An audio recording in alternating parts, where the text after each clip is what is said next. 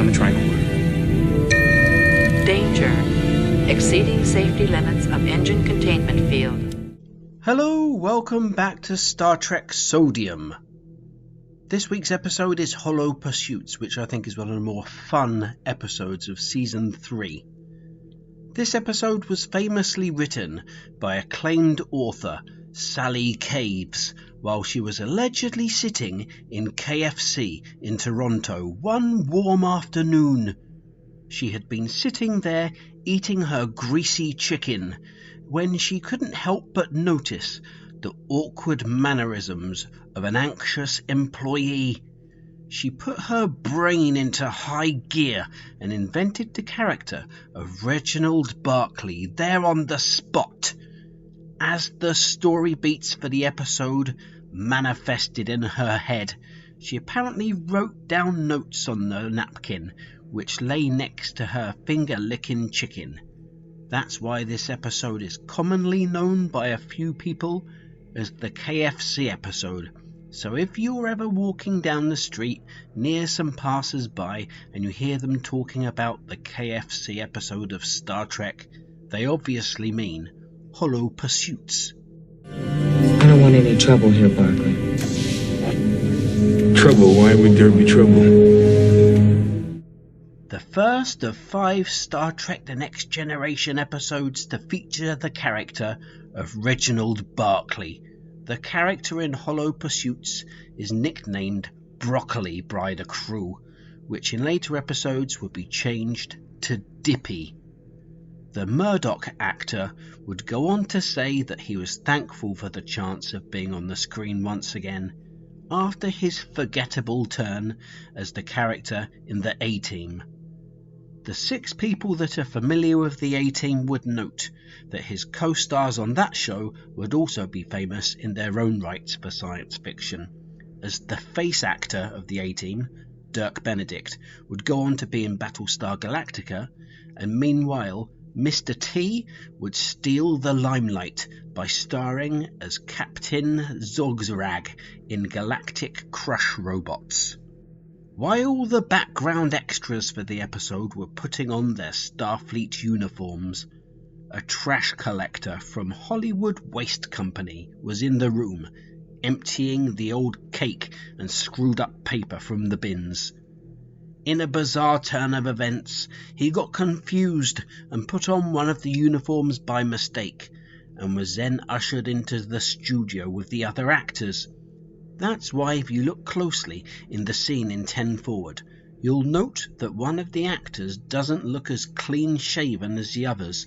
It's simply because it was a confused bin man, just doing his best to get by.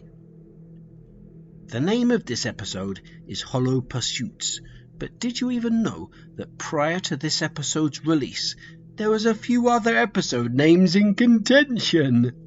The other names that didn't make it to the screen include Hollow Futures, Hollow Release, Salty Release, 10-Ton Attack, Holodeck Dream, The Problem with Barclay, The Problem with Trouble, Jennifer, Get Rid of Barclay, and most famously, Get Rid of the Trouble with Barclay's Pursuits. The name of the episode that they went for eventually, though, was Hollow Pursuits, and if you look at the name of the episode, that's the one that it has. Good. I look forward to your report, Mr. Broccoli.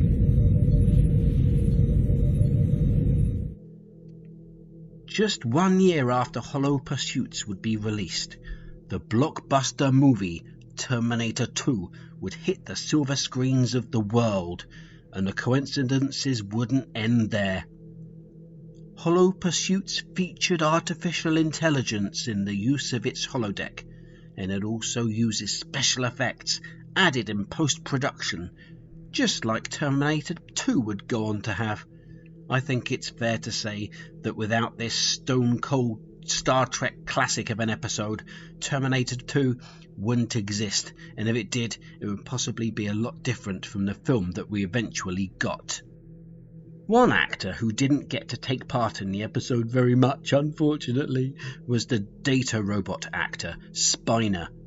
Reportedly, on the first day of filming, the contact lens for one of his eyes slipped around his eyeball and somehow ended up on the back of his eyeball, rubbing against his brain, which was not only uncomfortable but caused him to suffer spasms in his hands and knees and wrists.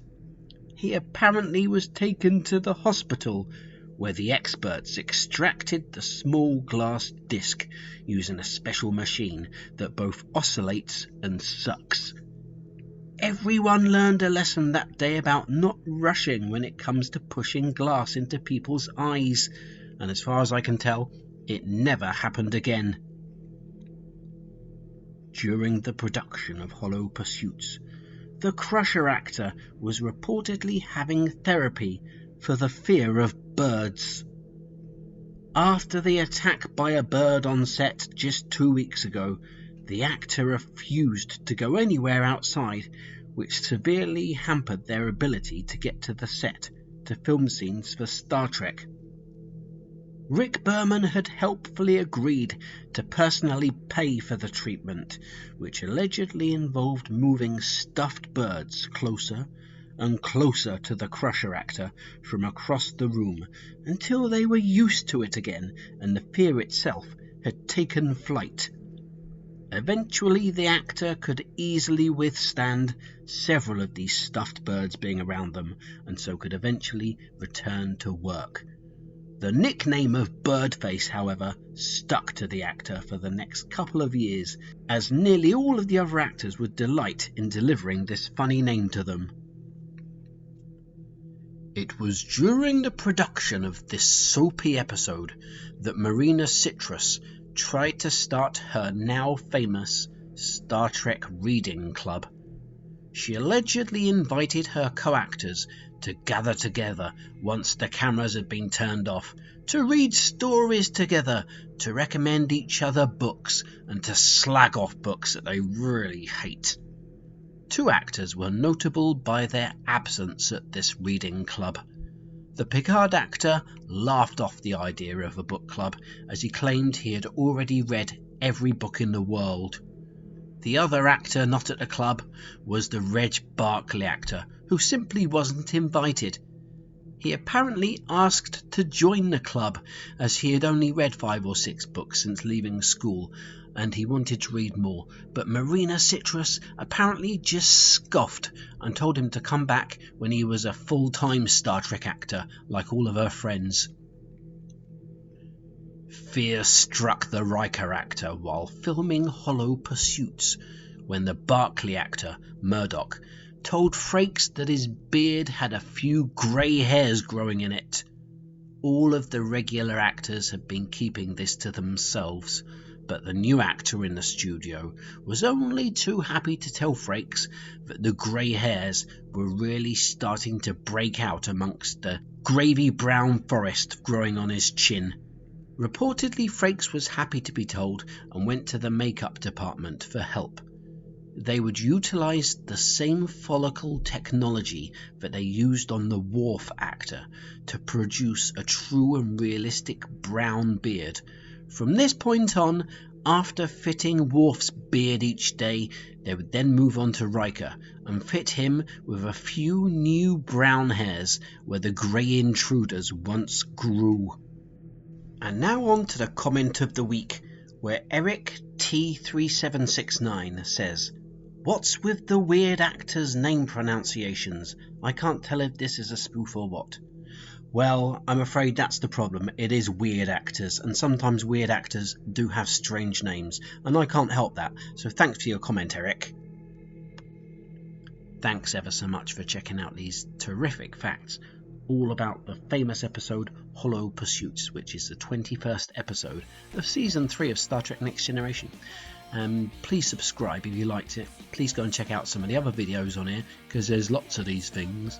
And leave a comment below if you know of any facts that maybe I missed about this episode. That might be hard to believe, but it's quite possible that I did miss a fact. I'll see you next week, and all the best. Ta-ta!